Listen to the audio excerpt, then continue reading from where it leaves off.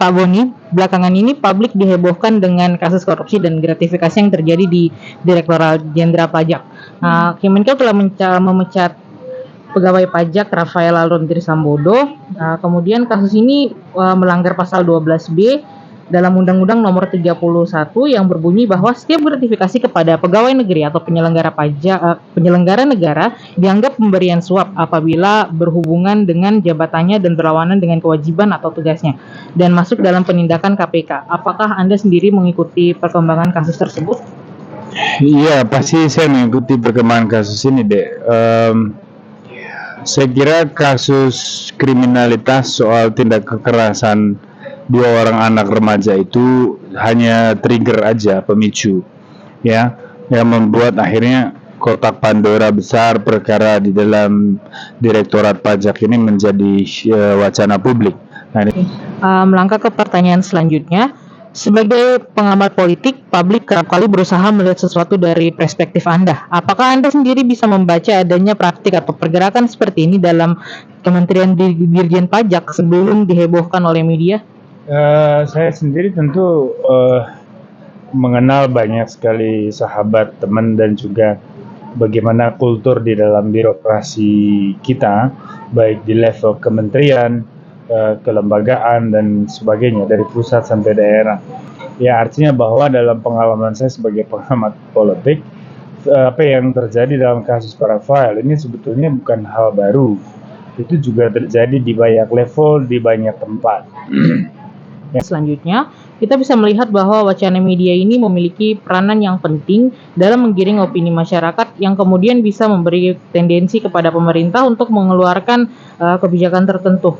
Sejauh ini, menurut Anda, apa dampak signifikan pemberitaan media terhadap upaya pemberantasan gratifikasi dan juga penegakan hukum?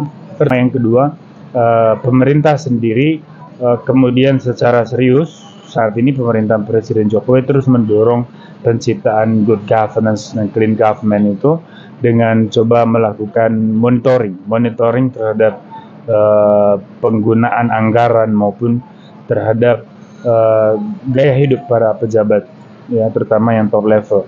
Pemilihan narasumber yang tidak hanya berasal dari pihak pemerintah, tetapi dari pihak luar yang dinilai bisa memberikan normative statement. Apakah Anda setuju bahwa pemberitaan media ini berdampak positif terhadap pemberantasan kasus korupsi dan pencucian uang di Kementerian Keuangan? Ya, ini sebetulnya begini deh.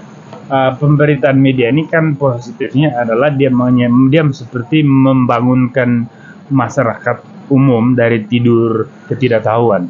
Artinya bahwa banyak hal yang masyarakat tidak tahu karena memang cukup berjarak dengan ruang praktek kekuasaan itu, ya, sehingga mereka tidak begitu tahu bagaimana sih perilaku menyimpang dari para pemegang kekuasaan, ya, baik di level birokrasi maupun di pertanyaan selanjutnya, kita bisa melihat bagaimana pemerintah dengan cepat merespon kasus gratifikasi ini karena telah diglorifikasi oleh media massa. Apakah Anda setuju bila kemudian publik merasa bahwa aktivitas dalam pemerintahan tidak boleh luput dari jangkauan media massa? Ya, karena demokrasi itu kan dibangun di atas 3 pilar.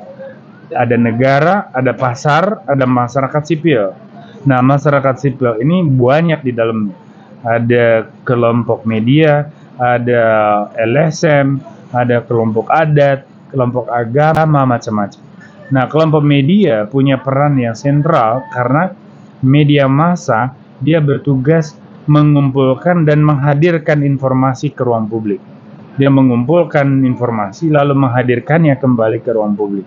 Ya, bahwa ada kadang-kadang upaya framing oleh media dalam rangka menyebarluaskan pandangan politik atau kepentingan partikular dari pemilik media. Itu normatif, ya, dan itu bisa saja terjadi. Tetapi dalam kasus seperti Pak Rafael ini saya kira media apapun akan rugi kalau tidak memberitakan. Pertanyaan selanjutnya, apakah menurut Anda narasi yang dipakai oleh media sudah menjalankan fungsinya dengan baik sebagai sumber informasi dan edukasi atau malah lebih condong kepada penggiringan opini publik dan ke arah pencitraan politik?